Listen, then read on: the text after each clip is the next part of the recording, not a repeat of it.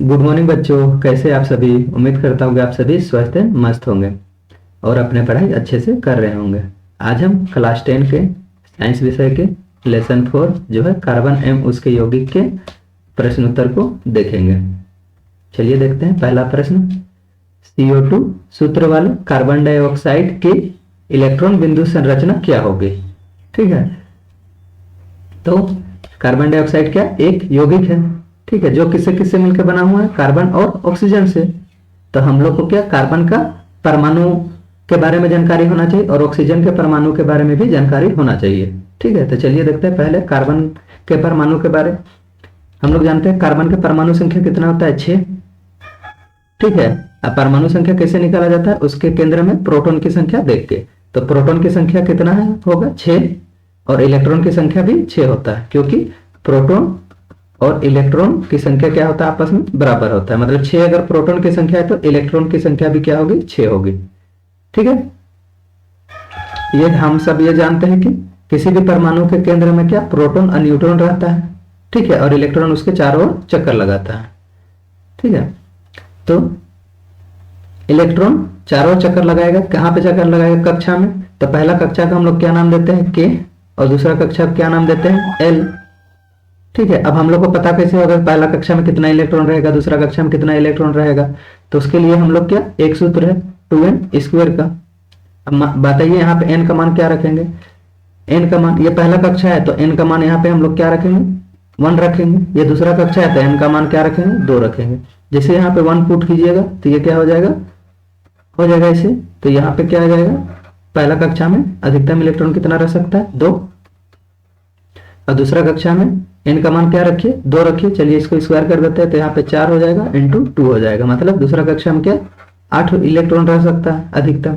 ठीक है, चलिए पहला कक्षा में 2 इलेक्ट्रॉन रखते हैं, 1 और 2, 6 में से 2 इलेक्ट्रॉन हम लोग रख दिए। अब बचा कितना, 4। अब 4 इलेक्ट्रॉन को हम लोग कहाँ रखेंगे, एल सेल में। इसका अधिकतम संख्या कितना है, 8। ठीक है, तो 4 इलेक्ट्रॉन को रखिए, 1 2 3 4। ये 4 इलेक्ट्रॉन क्या है, एल सेल में रहेगा। ठीक है, अब उसी प्रकार देखिए ऑक्सीजन में, ऑक्सीजन का परमाणु संख्या कितना, 8। बताएं जितना प्रोटॉन की संख्या होता है उतना इलेक्ट्रॉन की भी संख्या होता है। पहला कक्षा में कितना इलेक्ट्रॉन रख सकता है, 2। चलिए 2 इलेक्ट्रॉन रख दिए। ठीक है, अब बचा कितना, 6 इलेक्ट्रॉन बचा। तो दूसरा कक्षा में कितना इलेक्ट्रॉन रहेगा, 6 इलेक्ट्रॉन, 1 2 3 4 5 6। ठीक है,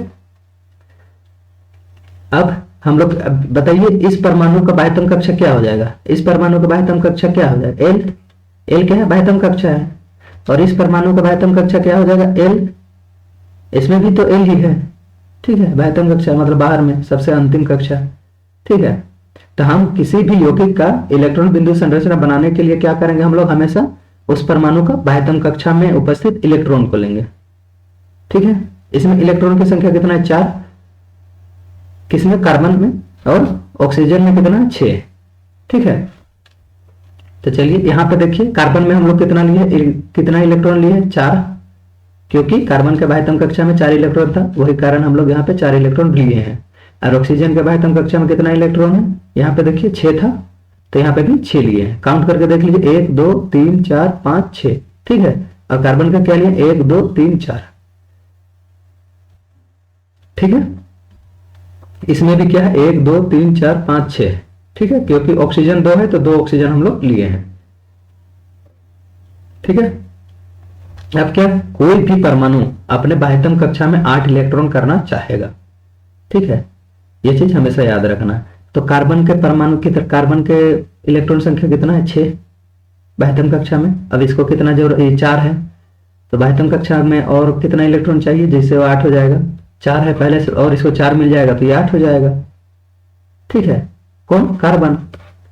तो ये क्या करेगा, ऑक्सीजन का 2 इलेक्ट्रॉन लेगा, ये वाला ऑक्सीजन का 2 इलेक्ट्रॉन लेगा और इस ऑक्सीजन का भी 2 इलेक्ट्रॉन लेगा। देखिए यहाँ पे लिया है, ये 2 इलेक्ट्रॉन लिया, ये इस ऑक्सीजन से और इस ऑक्सीजन से भी 2 इलेक्ट्रॉन लिया। तो कार्बन का कितना हो गया, 8 हो गया।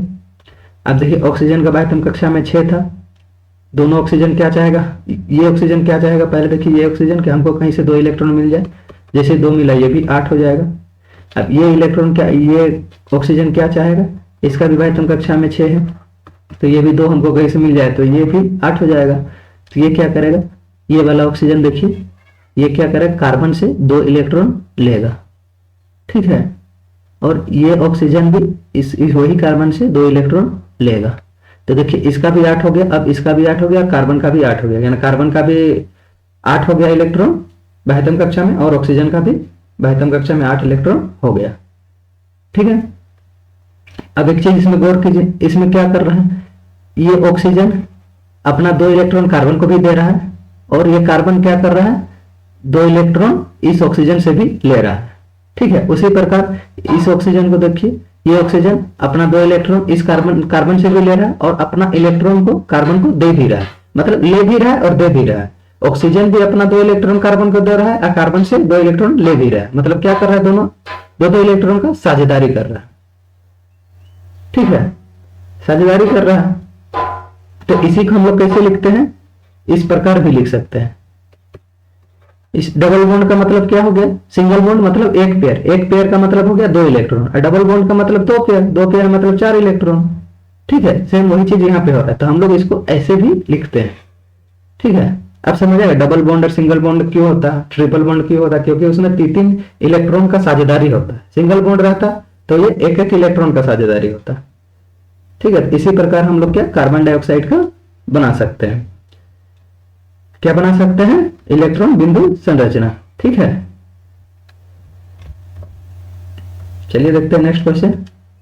सल्फर के 8 परमाणु, कितना परमाणु लेना है, 8 परमाणु, ठीक है, ये चीज ध्यान देना है, से बने सल्फर की अणु की इलेक्ट्रॉन बिंदु संरचना क्या करना है, यहाँ पे देखिए, यहाँ पे भी इलेक्ट्रॉन बिंदु संरचना ही बनाना है, ठीक है।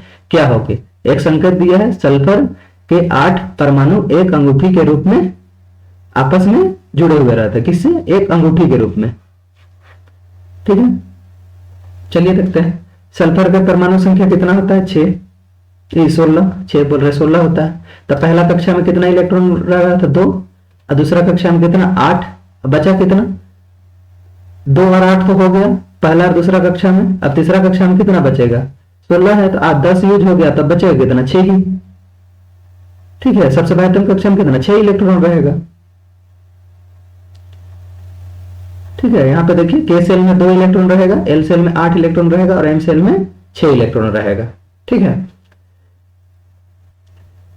इसमें लिखा हुआ है देखिए, सल्फर के बाहरी कक्षा में एम में 6 इलेक्ट्रॉन है, इससे अष्टक पूर्ण करने के लिए कितना, 2 इलेक्ट्रॉन की जरूरत है, कि बाह्यतम कक्षा में 6 है, अगर इसको कहीं से 2 मिल जाए तो ये क्या कर जाएगा, 8 हो जाएगा, तो अपना अष्टक ये पूरा कर लेगा, ठीक है। तो कितना, 2 इलेक्ट्रॉन की आवश्यकता होती है।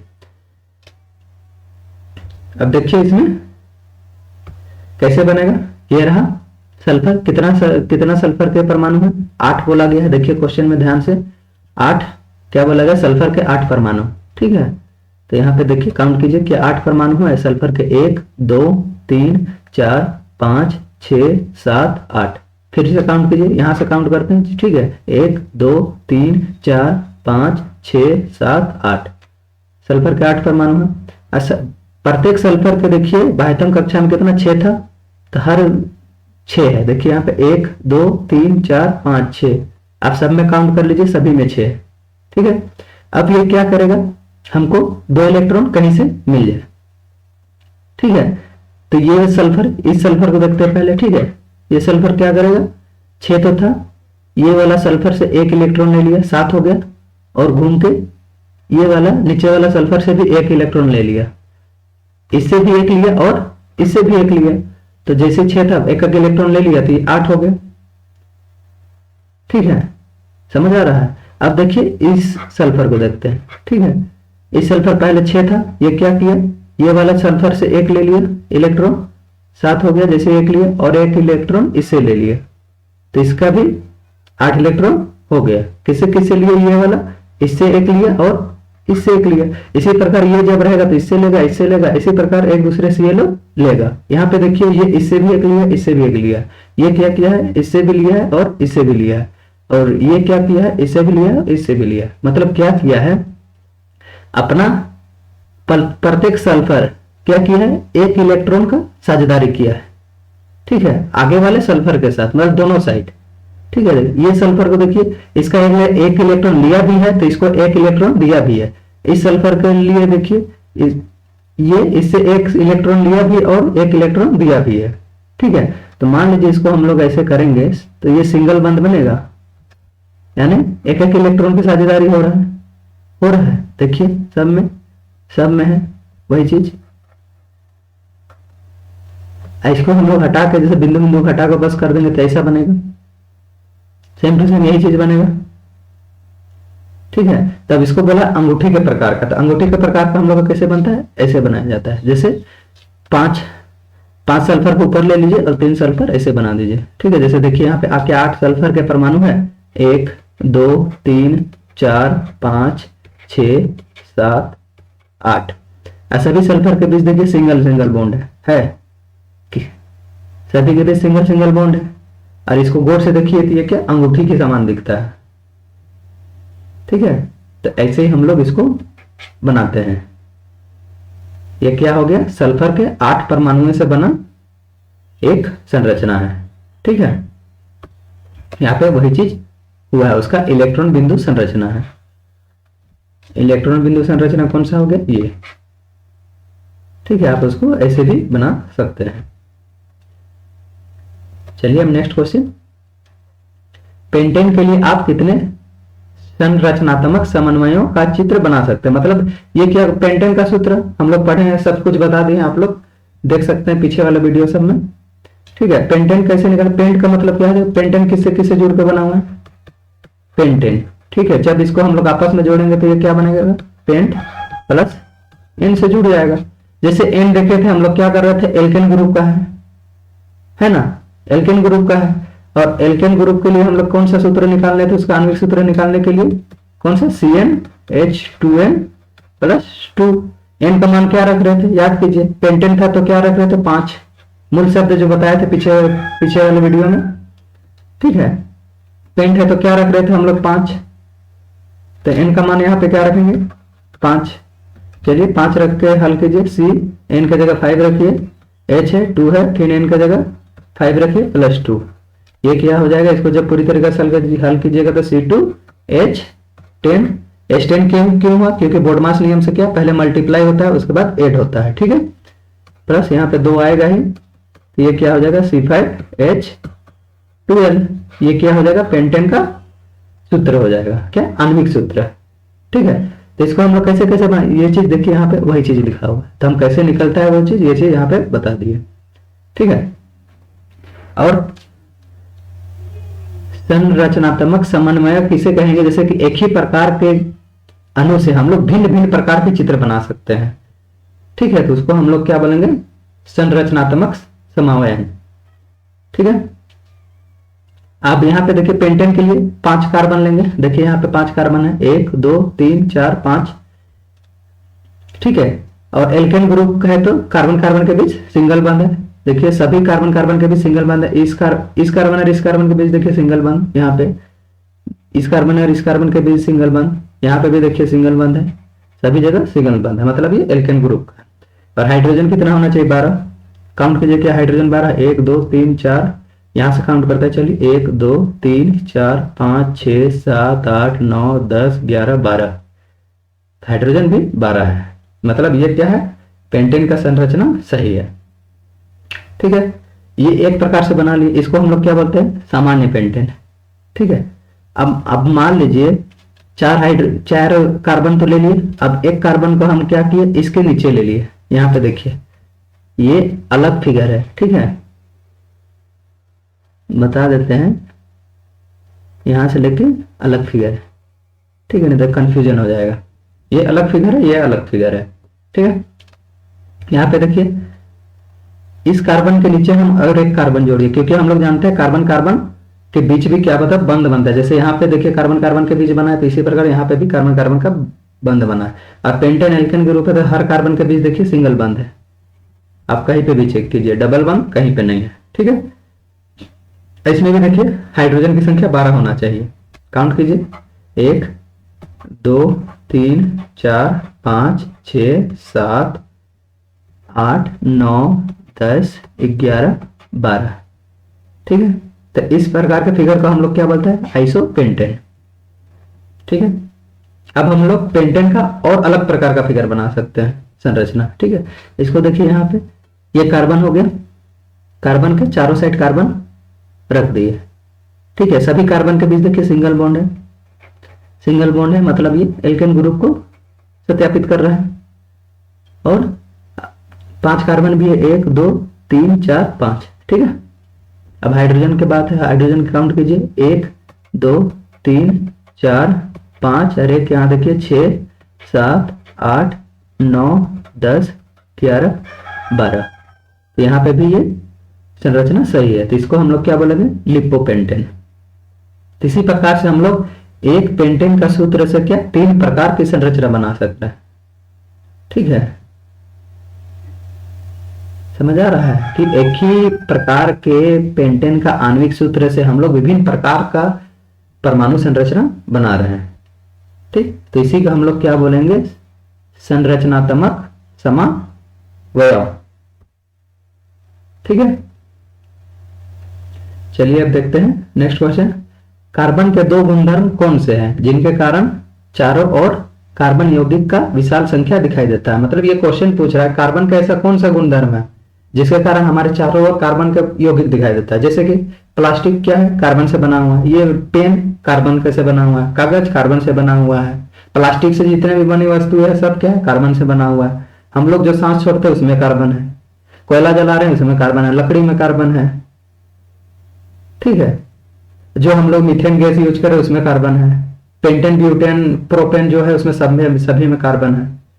तो बोल रहा है ऐसा क्या गुण है जिसके कारण हमारे चारों ओर कार्बन के यौगिक ही भरे पड़े हैं। तो वही चीज इस क्वेश्चन में पूछ रहा है, गुणधर्म। ठीक है, तो हम लोग देखते हैं पहला श्रृंखलन, बता दिए अभी पीछे वाले स्लाइड में, फिर से देखिए कार्बन क्या करता है, कार्बन कार्बन के बीच में बंध बना सकता है। ठीक है, और इस रूप में ये बहुत लंबी श्रृंखला भी बना सकता है कार्बन का। ठीक है,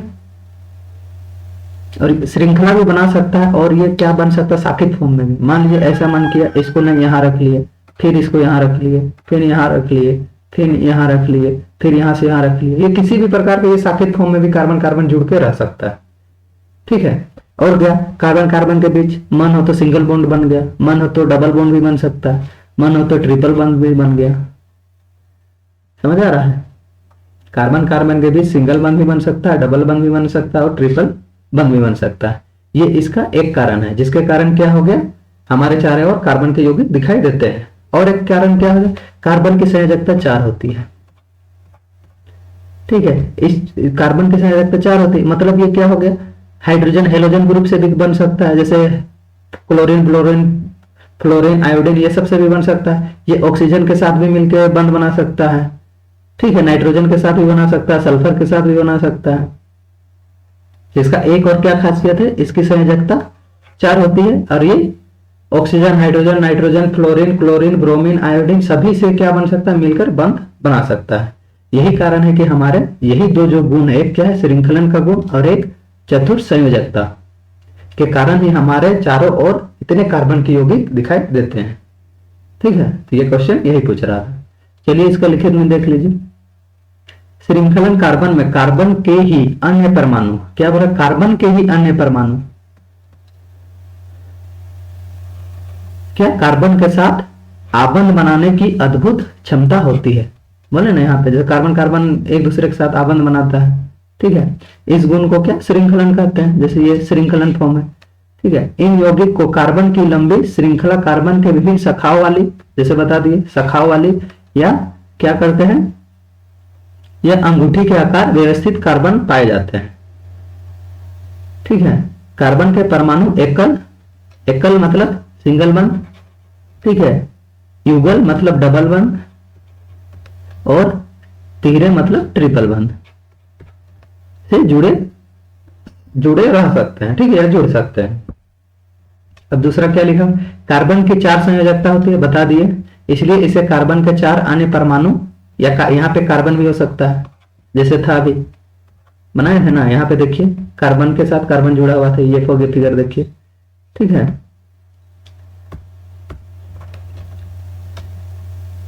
परमाणु के साथ आबंध बनाने की क्षमता होती है। यह क्या, oxygen, hydrogen, nitrogen, chlorine, sulphur, fluorine, iodine, bromine, chlorine, सब के साथ क्या बना, आबंध बनाने की क्षमता होती है तथा अनेक अन्य तत्वों के साथ कार्बन के यौगिक बनते हैं। इससे ऐसे विशेष गुण करने वाले यौगिक बनते हैं जो अणु में कार्बन के अतिरिक्त उपस्थित तत्व पर निर्भर करता है। ठीक है, यही दो रीजन है जिसके कारण हमारे चारों ओर क्या, कार्बन के यौगिक भरे पड़े हैं। ठीक है, अब चलिए देखिए नेक्स्ट क्वेश्चन, साइक्लोपेंटेन का सूत्र तथा इलेक्ट्रॉन बिंदु संरचना क्या होगी। साइक्लोपेंटेन मतलब क्या, पेंट का मतलब 5, कार्बन 5 होगा और सभी कार्बन क्या, सभी पांचों कार्बन क्या होगा, एक दूसरे से जुड़े हुए होगा। देखिए इस कार्बन के बीच ये बंद है, इस कार्बन के बीच ये है, इस कार्बन के बीच ये है, इस कार्बन के बीच ये है, इस कार्बन के बीच ये है। ठीक है, यही है क्या, साइक्लोपेंटेन का सामान्य सूत्र। अब इसको बनाने के लिए क्या किया हम लोग, 5 कार्बन है, कार्बन देखिए यहां पे बना देते हैं, 1 कार्बन, 2 कार्बन, 3 कार्बन, 4 कार्बन और एक 5 कार्बन, सभी के बीच क्या है, सिंगल बंध है। ठीक है, और हम लोग जानते हैं कार्बन की संयोजकता अभी पढ़े कितना होता है, 4 होता है। इस कार्बन के देखिए 2 संयोजकता है, मतलब 2 की जरूरत है, और तो 2 कर दिए। इस कार्बन में भी 2 की जरूरत है, देखिए सभी में 2 की जरूरत है। सभी में क्या होगा, सिंगल बॉन्ड है तो हाइड्रोजन होगा। यहाँ वही चीज बनाया गया है बगल में, यहाँ से फिर से हम आप लोग को बना के दिखा दे रहे हैं। ठीक है, अब कार्बन 5 हो गया, अब हाइड्रोजन क्या 10 है, काउंट कीजिए, यहां से चलिए काउंट कीजिए, 1 2 3 4 5 6 7 8 9 10, यानी कार्बन 10 है। तो इसी प्रकार हम लोग क्या, साइक्लोपेंटेन का इलेक्ट्रॉन बिंदु संरचना बना सकते हैं। ये क्या हो गया, साइक्लोपेंटेन का इलेक्ट्रॉन बिंदु संरचना। इसके लिए और समझने के लिए देखिए यहाँ पे भी बनाया गया, बता दिया। जैसे ई का बनाया था, किसका बनाया था, सल्फर का, 8 परमाणु को लेकर बनाए थे। उसी प्रकार देखिए कार्बन का बनाया हुआ 5 परमाणु को लेकर, 1 2 3 4 5। ठीक है, चलिए देखते हैं अब नेक्स्ट क्वेश्चन, निम्न यौगिकों के संरचनाएं चित्रित करना है, मतलब चित्र बनाना है उसका संरचना का। जैसे एथेनोइक अम्ल, एथेनोइक मतलब एथ का मतलब क्या था, मूल शब्द में हम बताए हैं, सब वीडियो बनाकर डाला हुआ है, आप लोग देख लीजिए, प्लेलिस्ट में सारा वीडियो है अवेलेबल। ठीक है, एथ के लिए क्या होगा, मेथ के लिए 1 कार्बन था, एथ के लिए 2 कार्बन। ठीक है, एथेनोइक अम्ल ये किसका है, कार्बोक्सिलिक अम्ल के लिए है, जिसके नाम क्या लग रहा था, ओइक एसिड लग रहा था। ठीक है, क्या लग रहा था, ओइक एसिड। सब ये सब बताया गया है आप लोग को। ठीक है, कार्बन और उसके यौगिक के बारे में जब बताया था, कार्बन के बारे कुछ विशेष प्रकार के कुछ उसका नामकरण, संरचना कैसे होता है, सारा कुछ बता दिया। संयोजकता क्यों 4 होता है, कैसे क्या होता है, क्यों वह इलेक्ट्रॉन को दे नहीं सकता, ना ग्रहण कर सकता, सारा कुछ आप लोग को बताया हुआ है। आप लोग प्लेलिस्ट में सारा वीडियो है, आप लोग को देखिए। ठीक है, तो 4 पार्ट में वीडियो बना हुआ है, उसको देखिए, उसके बाद क्वेश्चन आंसर करिए, तो बहुत आसानी से आप लोग कर सकते हैं। ठीक है, ये क्या हो गया, एथेनोइक अम्ल का, ये ब्रोमोपेंटेन। अब बताया था ये क्या हो गया, पूर्व लग्न। अब पूर्व लग्न और अनुलग्न के जानने के लिए भी आप लोग को वीडियो देखना पड़ेगा। अब ब्यूटेनॉन ये कौन सा है, कीटोन ग्रुप का है। ठीक है, और हेक्सेन ये कौन सा ग्रुप का है, बताइए, अल लग रहा था, याद कीजिए। ये एल्डिहाइड ग्रुप का है। ठीक है, इसके नाम के लास्ट में क्या लगा रहा था, एल। नॉन के लिए क्या लगा रहा था, ओन। और ब्रोमोपेंटेन ये तो पूर्व लग्न है, मतलब नाम के आगे ब्रोमीन लग रहा था। ठीक है, ब्रोमो किसके लिए, ब्रोमीन के लिए। ठीक है, तो सभी का हम लोग क्या बनाना है, संरचना बनाना है। तो चलिए पहला देखते हैं एथेनोइक अम्ल से। एथेनोइक अम्ल का सूत्र क्या होता है, CH3COOH। तो कार्बन कितना लेना है, 1, और उसके चारों ओर क्या 3 हाइड्रोजन होंगे। देखिए यहाँ पे 1 कार्बन है, उसके चारों ओर 3 हाइड्रोजन है, और कार्बन के बीच सिंगल बॉन्ड है। ठीक है, ये है, उसके बाद डबल बॉन्ड है ऑक्सीजन के साथ जुड़ा हुआ, और ये OH जुड़ा हुआ है। ठीक है, तो इसी प्रकार से हम लोग इसका बना सकते हैं। अब ब्रोमोपेंटेन का देखिए, ब्रोमोपेंटेन के लिए ब्रोमो ब्रोमो किसका यूज किया, तो ब्रोमीन के लिए, तो ब्रोमीन का सूत्र है देखिए यहाँ पे, ठीक है। और पेंटेन के लिए कैसे बनाया था हम लोग, सूत्र निकाले थे C2 CnH2n+2 से, ठीक है। तो इसके लिए देखिए यहाँ पे C5 है, H11 है प्लस ब्रोमीन है, तो C5 1 2 3 4 5, कार्बन 5 है, हाइड्रोजन क्या 11 है, चलिए काउंट कीजिए 1 2 3 4 5 6 7 8 9 10 11, हाइड्रोजन ब्रोमीन 1 है, ब्रोमीन 1 है। इस प्रकार से हम लोग इसका संरचना बना सकते हैं, ठीक है। अब ब्यूटेनॉन का, ब्यूट के लिए क्या, कार्बन 4 होना चाहिए, ठीक है। कार्बन 4 देखिए यहाँ पे है 1 2 3 4 कार्बन, ठीक है। और हाइड्रोजन कितना, 5 यहाँ पे है देखिए, और यहाँ पे भी हाइड्रोजन 3 है, मतलब टोटल 8, ठीक है। तो चलिए काउंट कीजिए 1 2 3 4 5 6 7 8, हाइड्रोजन 7 है और एक ऑक्सीजन भी है, तो यहाँ पे ऑक्सीजन डबल बॉन्ड के साथ बना हुआ है, ठीक है। अब देखिए हेक्सेनल, हेक्सेनल के लिए क्या, कार्बन 6, हेक्स के लिए कार्बन 6 था, ठीक है, 6 और हाइड्रोजन 11 और OH, ठीक है।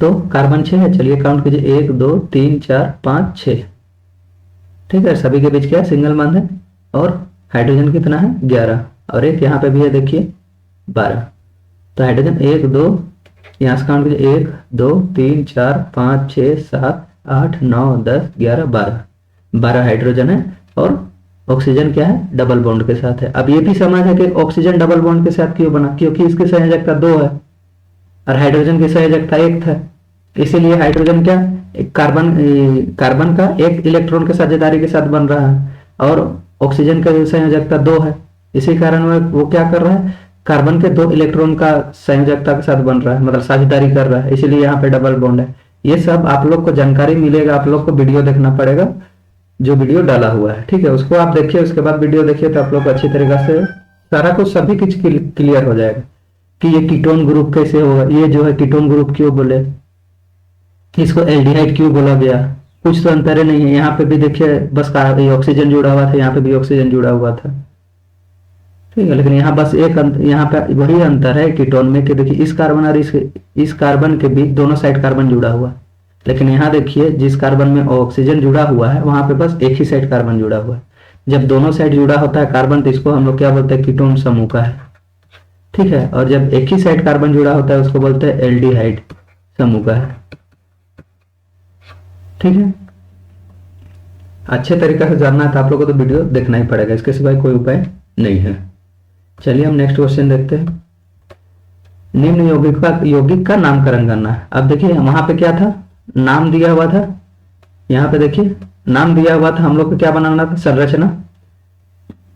अब यहाँ पे क्या है, संरचना दिया हुआ है, हम लोग को क्या करना है, नामकरण, ठीक है। बुक में क्या दिया, CH3 CH2 और ब्रोमीन, सभी कार्बन के बीच क्या है, सिंगल बंध है, ठीक है।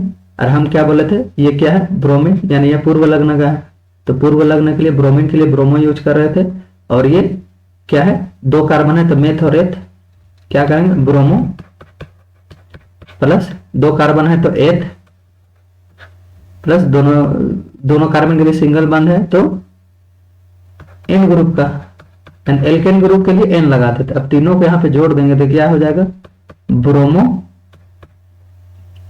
एथ एथेन, ब्रोमो एथेन, ठीक है। ये क्या हो जाएगा, इसका नामकरण हो जाएगा। यहां देखिए वही चीज लिखा हुआ है, ठीक है। और ये क्या हो जाएगा, कार्बन 1 है, कार्बन 1 हो जाएगा, तो कार्बन 1 के लिए क्या हम लोग यूज कर रहे थे, मेथ या मिथ, ठीक है। और दोनों कार्बन के बीच क्या है, डबल बॉन्ड है, मतलब ये क्या हो जाएगा, यहाँ एल्डिहाइड ग्रुप का है, ठीक है, एल्डिहाइड ग्रुप का है, तो इसके आगे क्या लगा, अल लग रहा था, तो ये क्या हो जाएगा, मिथेनॉल बोलिए या मेथेनॉल बोलिए, ऐसे हो जाएगा मिथेनॉल, ठीक है। नैल कैसा होता है, मिथेनॉल, ठीक है। यहाँ पे क्या हो जाएगा, ओल लिखा हुआ ऐसे होगा, इस चीज सुधार लीजिएगा, ठीक है। नामकरण। अब यहाँ पे देखिए, यहाँ पे कैसे कर सकते हैं, कार्बन कितना, 1 2 3 4 5 6 कार्बन है। 6 कार्बन के लिए हम लोग क्या यूज कर रहे थे, हेक्सेन यानी हेक्स, हेक्स, ठीक है। और सभी कार्बन के बीच देखिए क्या क्या सिंगल बॉन्ड है, यहाँ पे सिंगल है, यहाँ पे सिंगल है, यहाँ पे सिंगल है, यहाँ पे सिंगल है, यहाँ पे ट्रिपल है। ट्रिपल है मतलब क्या है, 3 है, ये एल्काइल ग्रुप का है, ठीक है। अब एल्केन एल्केन एल्कीन ये सब सारा जानने के लिए आप लोग को फिर से वीडियो देखना ही पड़ेगा। तो एल्काइन ग्रुप के लिए क्या जोड़ा था लास्ट में हम लोग, आइन, ठीक है। तभी दोनों को हम लोग साथ लिखेंगे तो क्या बन रहा था, ये हेक्स जाइन, हेक्साइन, ठीक है। हेक्साइन ऐसा लिखिए या ऐसा लिखिए कोई दिक्कत नहीं है, या आप इसको ऐसे भी लिख सकते हैं, हेक्स आइन, यही ठीक है, आप इसी को लिखिए, ठीक है। हेक्साइन यहाँ पे क्या होगा, ये चीज नहीं होगा, ठीक है। तो इसी प्रकार से आप लोग नामकरण कर सकते हैं। हम लोग कैसे जाना है, यहाँ पे एल्किन एल्काइन ग्रुप का है, क्योंकि एल्काइन ग्रुप में बुक में लिखा हुआ है कि कार्बन कार्बन के बीच एक या अधिकतम त्रियाबंध होगा, ठीक है। यहाँ पे मान लीजिए डबल बॉन्ड भी होता है तो भी ये एल्काइन ग्रुप का होता है, समझ आ रहा है बात को, क्योंकि अधिकतम क्या ट्रिपल बॉन्ड है। तो ये चीज पता होना चाहिए, तभी आप लोग किसी भी यौगिक का नामकरण भी कर सकते हैं और उसका संरचना भी बना सकते हैं, ठीक है। आज के वीडियो में इतना ही। अगर आप लोगों को ये वीडियो पसंद आए तो पसंद आए या थोड़ा सा भी अच्छा लगा हो तो वीडियो को लाइक कीजिए और वीडियो को शेयर कीजिए, और साथ ही कोई शिकायत है तो कमेंट कीजिए, साथ ही चैनल को सब्सक्राइब कीजिए। मिलते हैं नेक्स्ट वीडियो में पार्ट 2 में, इससे आगे का क्वेश्चन को हम लोग पार्ट 2 में देखेंगे, तो ठीक है। तो मिलते हैं आप नेक्स्ट वीडियो में। जय हिंद, जय भारत, जय झारखंड।